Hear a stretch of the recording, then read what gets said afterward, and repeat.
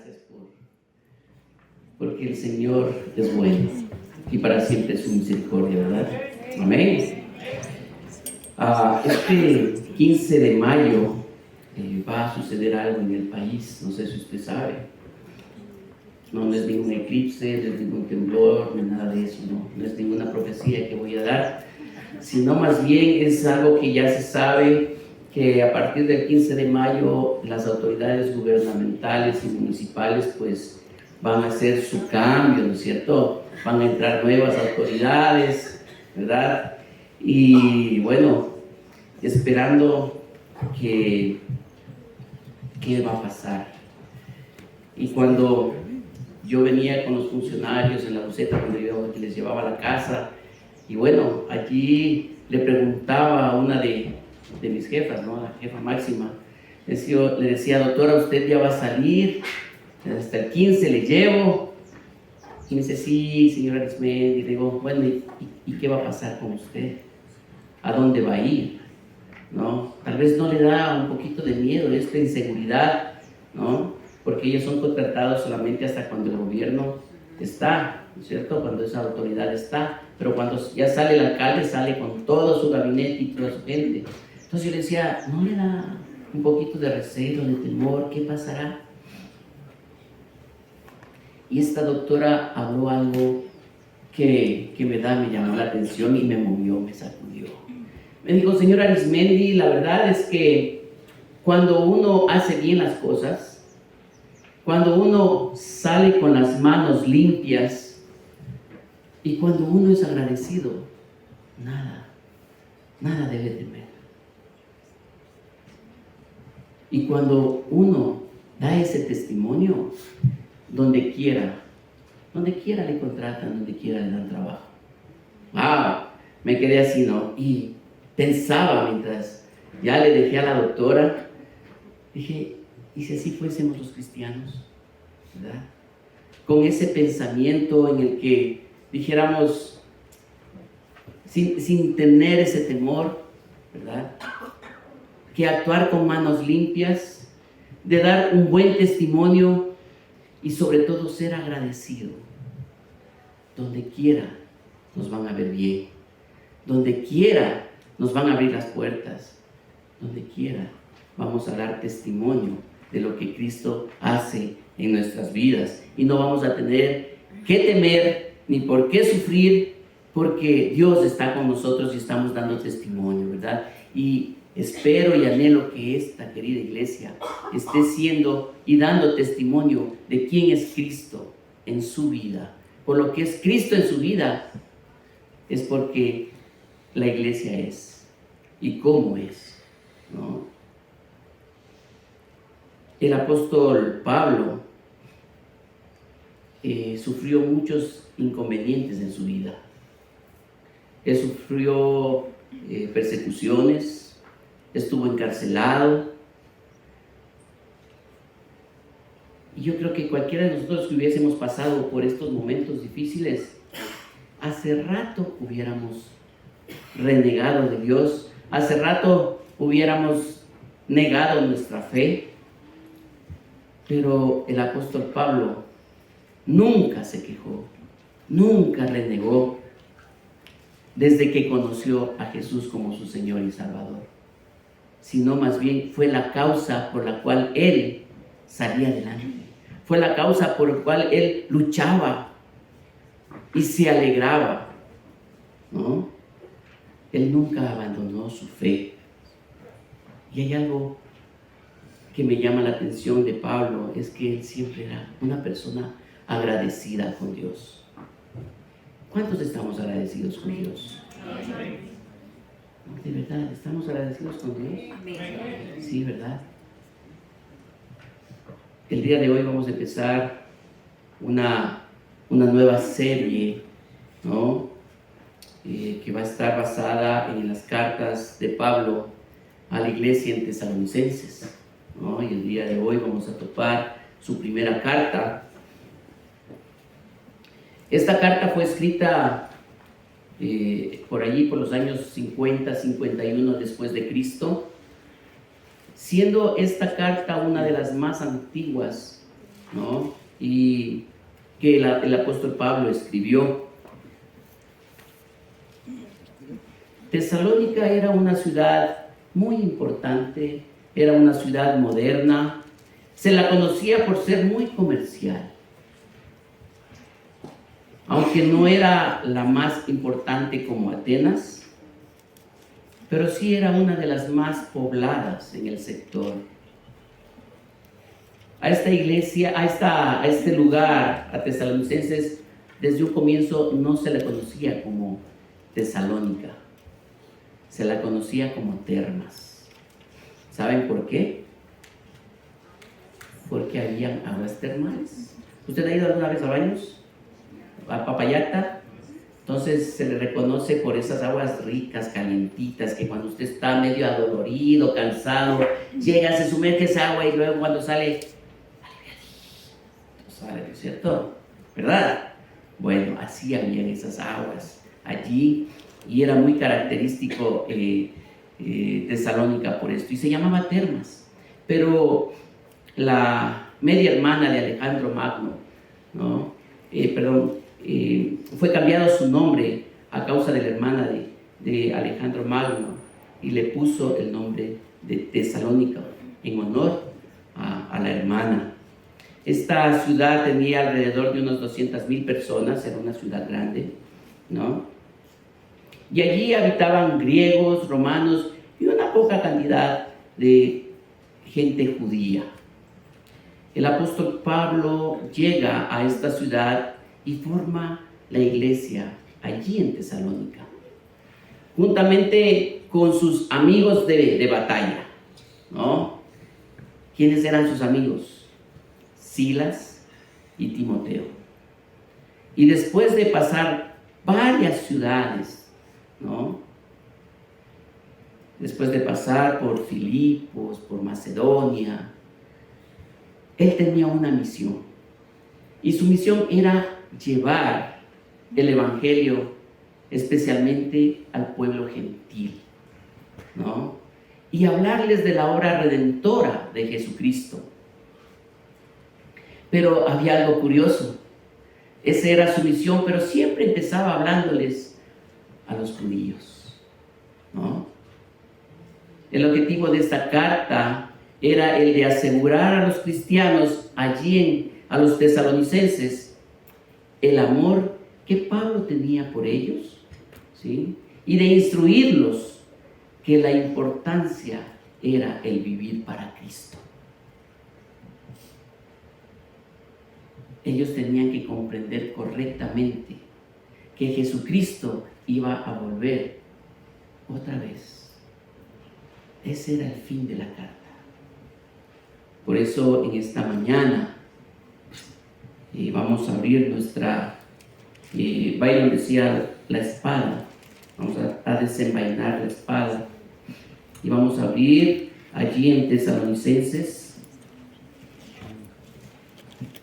capítulo 1, versículos del 2 al 10 y también el versículo 2, 13.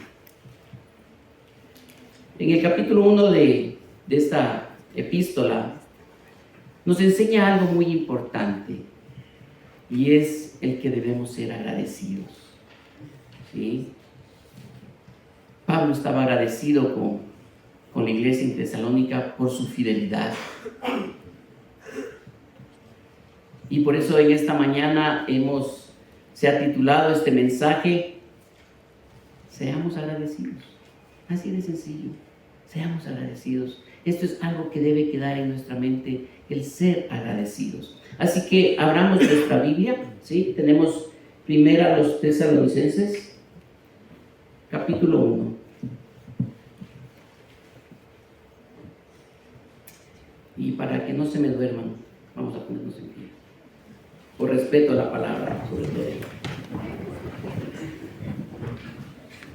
Dice la palabra del Señor así, la voy a leer en Reina Valera del 60. Dice: damos siempre gracias a Dios por todos vosotros, haciendo memoria de vosotros en nuestras oraciones, acordándonos sin cesar delante del Dios y Padre nuestro la obra de vuestra fe, del trabajo de vuestro amor y de vuestra constancia en la esperanza en nuestro Señor Jesucristo. Porque conocemos, hermanos amados de Dios, vuestra elección, pues nuestro evangelio no llegó a vosotros en palabras solamente, sino también en poder, en el Espíritu Santo y en plena certidumbre, como bien sabéis, cuáles fuimos entre vosotros por amor de vosotros. Y vosotros vinisteis a ser imitadores de nosotros y del Señor, recibiendo la palabra en medio de gran tribulación, con gozo del Espíritu Santo, y de tal manera que habéis sido ejemplo a todos los de Macedonia y de Acaya que han creído. Porque partiendo de vosotros ha sido divulgada la palabra del Señor, no solo en Macedonia y Acaya, sino que también en todo lugar vuestra fe en Dios se ha extendido, de modo que nosotros no tenemos necesidad de hablar nada, porque ellos mismos cuentan de nosotros la manera en que nos recibisteis y cómo os convertisteis de los ídolos a Dios para servir al Dios vivo y verdadero, y esperar de los cielos a su Hijo, al cual resucitó de los muertos, a Jesús, quien nos libra de la ira venidera. Y el versículo 13 del capítulo 2 dice: por lo cual también nosotros sin cesar damos gracias a Dios de que cuando recibisteis la palabra de Dios que oísteis de nosotros, la recibisteis no como palabra de hombre, sino según es en verdad la palabra de Dios, la cual actúa en los creyentes. Sí, Señor, te damos gracias por esta porción bíblica que nos has dado. Señor, habla a nuestro corazón, Señor, y permite que podamos, Señor, actuar de acuerdo a tu palabra, Señor. Que salgamos de este lugar convencidos que tú eres nuestro Señor y nuestro Dios. En el nombre de Jesús. Amén y amén. Puede tomar asiento. En esta carta, no sé si usted se dio cuenta, hay 3 características muy importantes que Pablo nos quiere enseñar aquí. Y la primera es que debemos ser agradecidos. ¿Por qué? Por la fe. En el versículo 3, Pablo agradecía por la fe que tenía los tesalonicenses. ¿Sí? La iglesia en Tesalónica tenían fe en el Señor. ¿Y qué es la fe? Claro, usted ya me va a recitar Hebreos 11:1, ¿cierto? Pues es la fe, la certeza, la certeza, la convicción, la convicción. Sí, pero ¿qué es la fe en verdad? La fe es estar convencido, estar seguro, ¿sí?,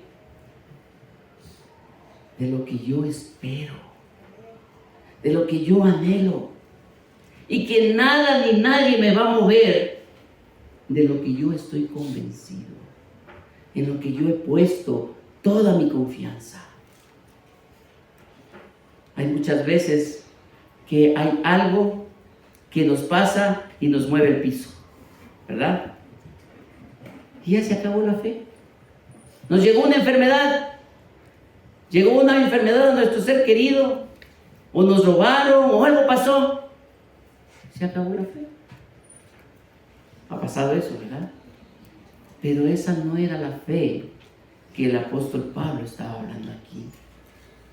La fe era la convicción verdadera que aunque pase lo que pase en la vida, él no iba a moverse, él no iba a dejar atrás en lo que él creía en Jesús. Y así era la iglesia en Tesalónica.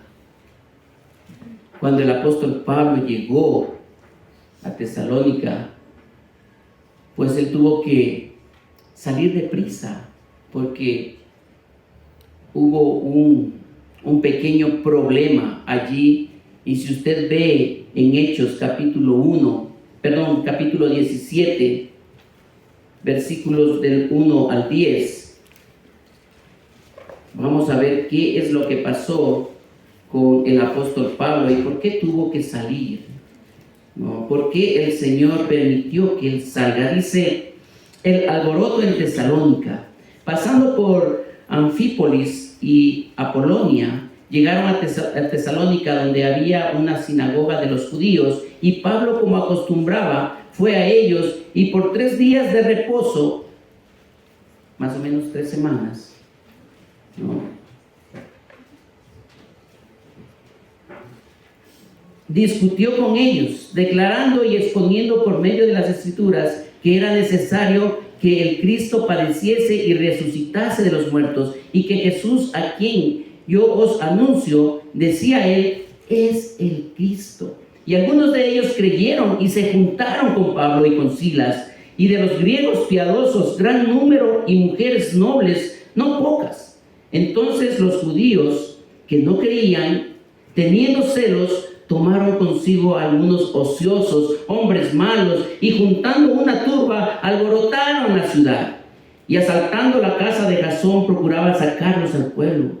Pero no hallándolos, trajeron a Jasón y a algunos hermanos ante las autoridades de la ciudad, gritando, estos trastornan el mundo entero, también han venido hasta acá, a los cuales Jasón ha recibido.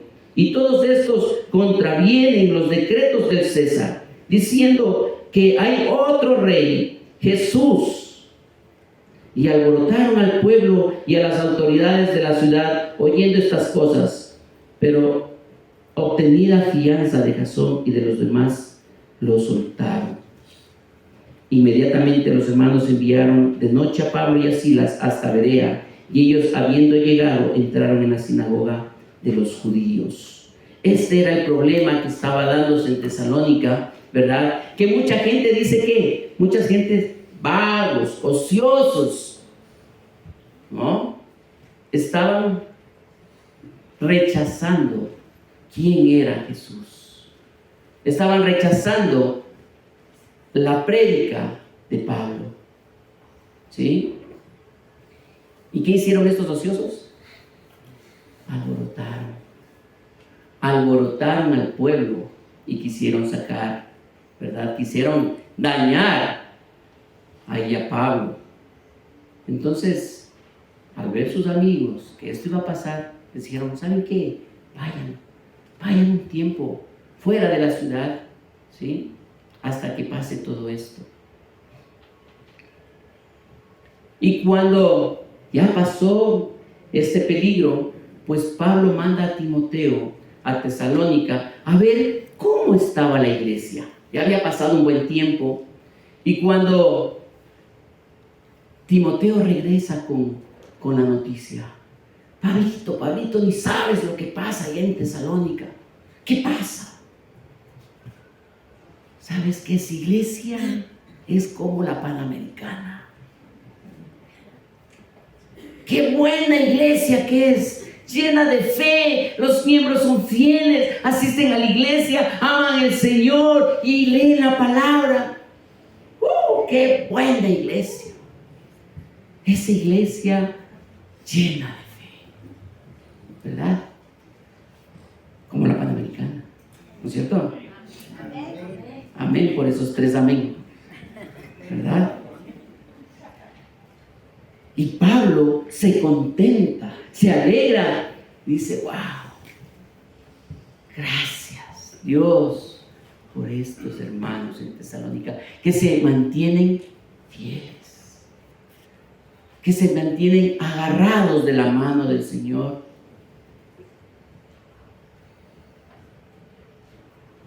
Pero esta forma de agradecer de Pablo no solamente era una forma, una expresión que salía de su boca, sino más bien era una forma de reconocer y apreciar cada instante de lo que la iglesia estaba haciendo, de lo que la iglesia estaba viviendo. El dar gracias es estar conscientes del compromiso de reciprocidad como base del agradecimiento. ¿Me está entendiendo? El dar gracias es estar consciente del compromiso de reciprocidad como base del agradecimiento. ¿Cuántos somos agradecidos con el Señor? ¿Qué actos de reciprocidad usted está haciendo al Señor? Pastor, vengo fielmente a la iglesia. Amén. Pastor, estoy leyendo la Biblia. Amén. Pastor, estoy ayunando y orando. Amén. Hermano, estaba diezmando y solo eso me falta. Pero el acto de reciprocidad es completo, no es a medias. Cuando usted en verdad siente gratitud por el Señor, no le importa nada.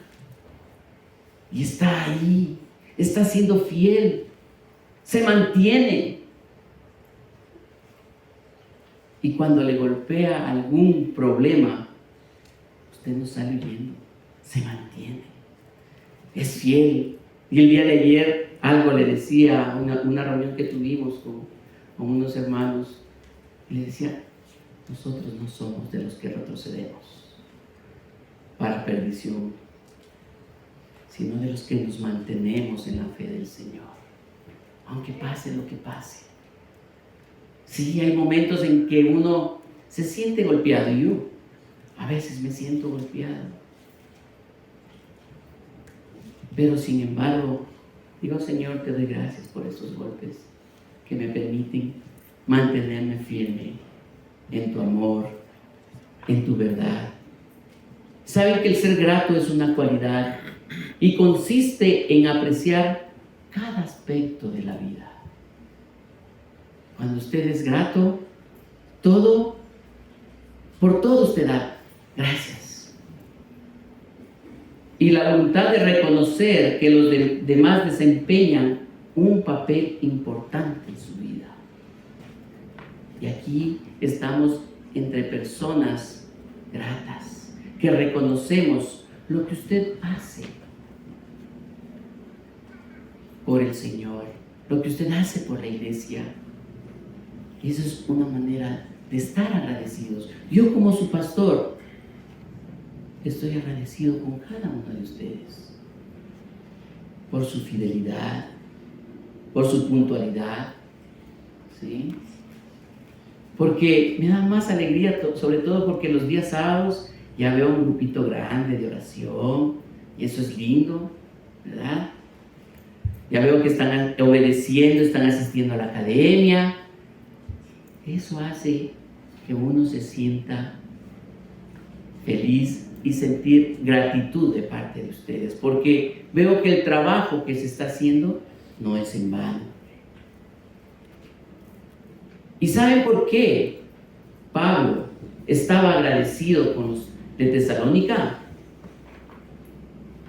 Por la seguridad que ellos tenían de saber quién era Dios en su vida, porque estaban seguros que Dios le amaban, estaban totalmente convencidos que ellos eran parte del pueblo de Dios, así como esta iglesia. Amén.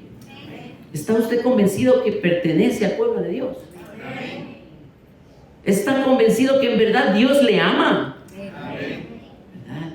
Entonces esa fe debe ser inamovible. Y si usted está convencido, empieza a dar actos de gratitud al Señor. ¿Dios ha hecho algo por usted? ¿Sí? Debe empezar a ser grato con Él. Debe ser fiel. Debe leer su palabra. Debe venir constantemente a la iglesia, no por costumbre, sino por gratitud. Por gratitud a Dios, ¿verdad? El segundo aspecto o característica que nos enseña el apóstol Pablo es que él estaba agradecido por las acciones de amor que tenía el pueblo de Tesalónica.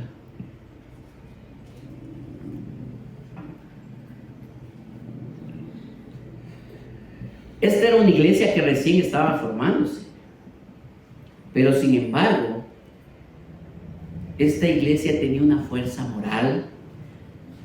Esta iglesia tenía un amor filial. Recuerden que hay varios tipos de amor, ¿no es cierto? El amor ágape, eros, filial. Hay uno más, es el strong, pero no vamos a hablar sobre esto. Pero sí el amor filial.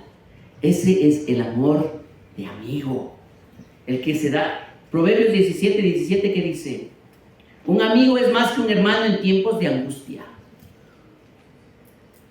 ¿Verdad? Ese es el amor filial. El que usted da todo por su amigo, no le importa nada. ¿Verdad? Ayer alguien decía: si me invitan a llevar un muerto, yo lo llevo, pastor, me decía. Y no voy a preguntar por qué, pero yo lo llevo. Esa es mi fidelidad. Bueno, no le voy a invitar a llevar a algún muerto, pero sí le animo a su fidelidad, a su compromiso que usted tiene de tener esa estrecha relación entre hermanos. El de, si alguien falta, estar pendiente, estar llamando, estar buscando, ¿qué pasó? ¿Por qué no viniste? ¿Verdad? Si algo te falta, muy bien, yo te ayudo, yo te apoyo. Si estás triste, aquí está mi hombro para que llores y yo te consuelo. Si estás alegre, pues gozamos juntos, nos reímos juntos y pasamos esta alegría juntos. Ese es un amor sincero, filial.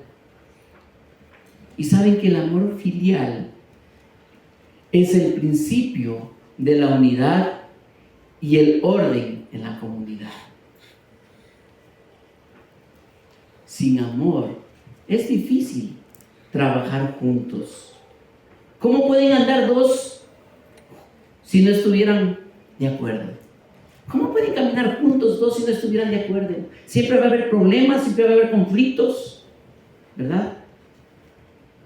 Pero cuando uno está unido, entregando todo, es más fácil. Sin amor es difícil seguir adelante. Sin amor es imposible demostrar a los demás la unidad. Por eso Pablo enseñaba eso y nos quiere hablar a nosotros. Debemos mantener la unidad, iglesia. Debemos mantenernos siendo un solo cuerpo, siendo un solo equipo, teniendo a la cabeza a Jesucristo, no al pastor, sino a Jesús como su cabeza. Y si usted tiene a Jesús como su cabeza, se somete a Él. Y si para usted es fácil someterse a Jesús, le es fácil someterse a las autoridades. Es fácil someterse a su pastor. Es fácil someterse a su esposo. Es fácil someterse a sus padres. Es fácil someterse a su jefe. Cuando usted se somete a Jesús. Si usted no se somete a Jesús, va a empezar a verle las costuras al pastor. Es que el pastor esto, es que el pastor aquello, es que no me gusta cómo predica el pastor, es que el pastor así, el pastor asado. ¿Verdad? Cuando usted no actúa en ese amor, empieza a ver los peros en donde, empieza a poner peros en donde no debe ponerlos. Cuando usted no tiene amor, no tiene paciencia.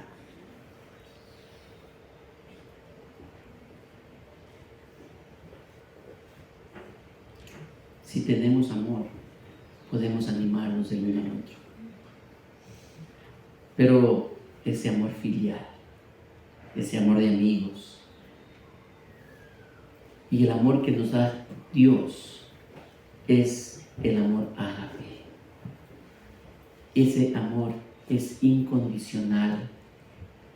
Es ese amor el que, a pesar de lo que somos, Dios dio su vida por usted y por mí. Y de ese amor debemos aprender. y compartirlos entre nosotros. A pesar de, yo voy a ser fiel. El amor fraterno se desbordaba en los hermanos de la iglesia en Tesalónica. Y aquí viene algo muy importante. Versículos 6 y 8, 6 al 8, ¿qué dice? Y vosotros vinisteis a ser, ¿qué? Imitadores de nosotros y del Señor, recibiendo la palabra en medio de gran tribulación, con gozo del Espíritu Santo, de tal manera que habéis sido ejemplo a todos. ¿En dónde? En Macedonia y en Acaya y en todos los que han creído. Si nosotros nos llenamos del amor de Dios, si demostramos el amor filial, vamos a ser de testimonio donde quiera que estemos. Vamos a ser de testimonio en Calderón, ¿verdad? Vamos a ser de testimonio en el trabajo, donde quiera que usted esté, va a ser de testimonio. ¿Y qué es lo que van a decirle? Oye, ¿dónde te enseñaron así a demostrar ese amor? ¿Cómo fue que tú aprendiste? Bueno, Jesús reina en mi vida. Y en la iglesia donde asisto, demostramos el amor. Quiere decir, sí, ¿verdad? Y cuando usted demuestra el amor, todos van a querer venir acá. Pero ¿qué pasa con esa iglesia que no demuestra amor, donde hay conflictos, donde todo ponen un pero, donde que al recibirles les reciben con mala cara, con mal genio? ¿Cómo usted se siente? ¿Va a volver a esa iglesia? No, ¿verdad? Por eso es que les decimos a los hermanos anfitriones, recíbanle con una sonrisa de oreja a oreja a los hermanos. Y hermanos, déjense guiar por los anfitriones. Hay algo que me estoy dando cuenta acá. Que cuando usted entra al templo y los hermanos le están diciendo, permítame guiarle, acá hay un asiento para usted. ¿Qué haría usted? ¿Qué haría? Seguirle. Muchas gracias, qué amable. Aquí hay un asiento, muy bien, gracias, me siento, ¿verdad? Pero yo estoy observando que hay hermanos que dicen, no, yo sé dónde sentarme. ¿No es cierto? Y no obedecen a los hermanos. Anfitriones que le están recibiendo con una sonrisa de oreja a oreja. Es que yo me voy a sentar acá. Sí, está bien, siéntese donde usted guste. No hay problema. Pero no se enoje. No se enoje con los pobres anfitriones. Ellos no tienen la culpa porque ellos quieren ayudarles a que se acomoden de una mejor manera, ¿verdad? Entonces yo espero que la próxima semana, si algún hermanito le dice, venga, tú me siento por acá, usted dice, muchas gracias, hermano, qué lindo, ¿no es cierto? Y le da un abracito, le saluda, conversa, qué lindo, ¿sí o no? Eso hágalo, porque ahí va a demostrar que el amor de Cristo, ¿sí? Si no, ¿qué amor está demostrando? Ese amor se contagia. Y ese amor va a permitir que se incluyan más personas a quien no creen de Jesús.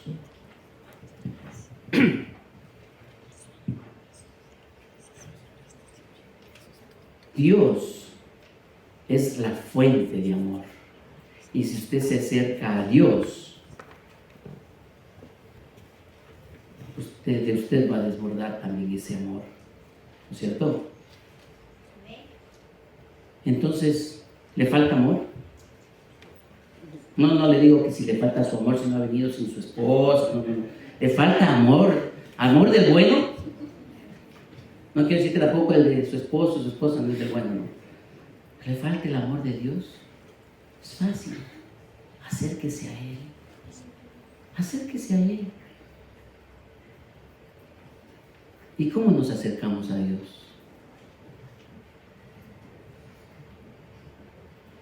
A través de su palabra, a través de Cristo, a través de la coinonía de los hermanos. viniendo a la iglesia, alabándole, cantándole. El Señor nos ministró en esta mañana, a mí me ministró. Wow, no sabía qué pasaba en mí, pero fue el Señor, no sé, sacudiendo mi vida.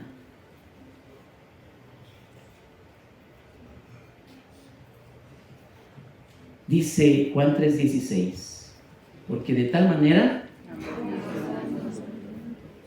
amó Dios al mundo que ha dado a su Hijo unigénito, para que todo aquel que en Él crea, vea bien en su palabra, en la Biblia, que en Él cree, no se pierda, mas tenga vida eterna. Ese es el verdadero amor al que usted debe acercarse, a Jesús. Porque de tal manera Dios nos amó, que entregó todo allí. Esa es la muestra de amor que nosotros debemos dar cada día. Y el tercer y último punto, el que Pablo estaba agradecido por los hermanos ahí en Tesalónica, era por su constante esperanza en Cristo Jesús. Ellos estaban esperando la venida de Jesús. Y la esperanza es una fuerza activa en una comunidad atribulada. Cuando usted está con alguna situación, con algún problema, y aquí quiero compartir algo que estamos pasando, lo mismo Jorgito y yo. ¿Sí o no? Aunque no parece, estamos pasando por algo difícil. Que hemos comprado un carro para trabajar y no nos entregan el carro. Y eso nos tiene preocupados, ¿sí o no, Jorgito? ¿Ah? Y nos tienen ahí y allí. Es que ya sale, espere una semana y espere otra. A nosotros nos ha tocado, para no perder el trabajo, alquilar un carro que pagamos más de lo que ganamos, pero para no perder el trabajo. Jorgito, no sé si usted está alquilando un carro para poder trabajar, pero creo que es difícil. Jorgito está ahí esperando en el Señor, pero ¿saben qué? Eso no debe atribularnos. Eso no debe movernos el piso o angustiarnos. Más bien eso permite que nuestra fe siga creciendo en el Señor y que podamos esperar en Él, Jorgito. Solamente debemos acercarnos a Dios, y qué bueno que hoy ha venido, porque eso es lo que tenemos que hacer, acercarnos a Dios. Si usted se acerca a Dios, ¿qué va a pasar? Él se acercará a usted. Pero si usted se aleja de Dios, Él va a estar esperando allí hasta que usted se acerque. Pablo tenía una esperanza viva en el Señor, la esperanza de ese tiempo amoroso que anhelamos con ansias, de que Cristo venga. Todos anhelamos que Cristo venga, ¿verdad? Todos esperamos su venida. Todos esperamos estar juntos con el Señor. Hay varios versículos en 1 Tesalonicenses 4, 14, 17 y 1 Tesalonicenses 5, 10. Si usted ve ahí en su Biblia, es lo que Pablo anhela y desea.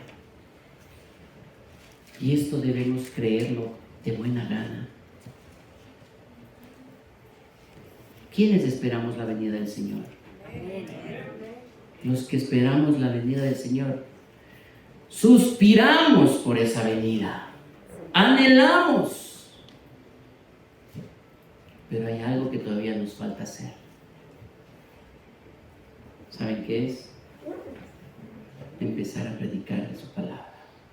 Usted me puede decir: pastor, yo estoy a cuentas con el Señor, estoy listo para tomar la Santa Cena el día de hoy. Amén por ello. Pero ¿sabe qué nos falta para que Cristo venga? Que usted empiece a abrir sus labios, abrir su boca y empiece a predicar del Señor.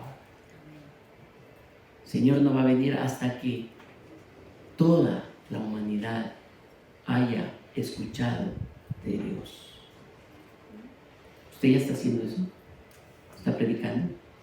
¿Está hablando de Cristo? Y si no está hablando, ¿cómo está anhelando la venida? Todavía, mire ahí alrededor suyo, todavía tiene familia que le hace falta predicar. Todavía tiene amigos que les hace falta predicar. Hay una familia extendida que les hace falta predicar. Su jefe ya recibió a Cristo. Sus compañeros de trabajo ya recibieron a Cristo.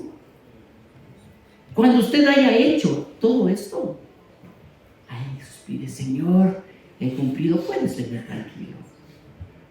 Ven que te espero, Señor.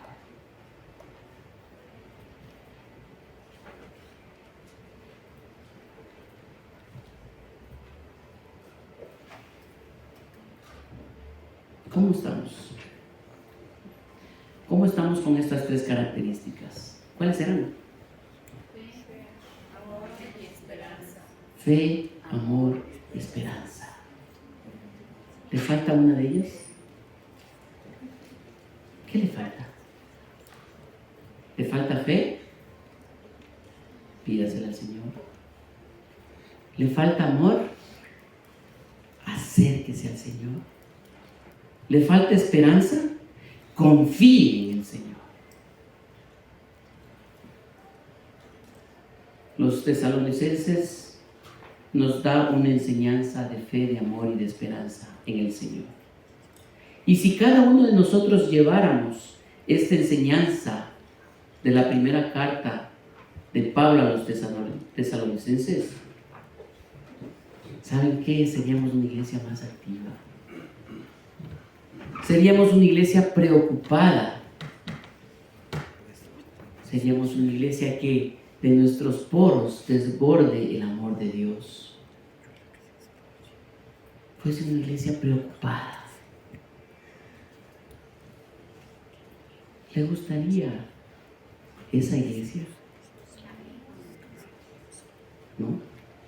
¿Te gustaría ser parte de esa iglesia?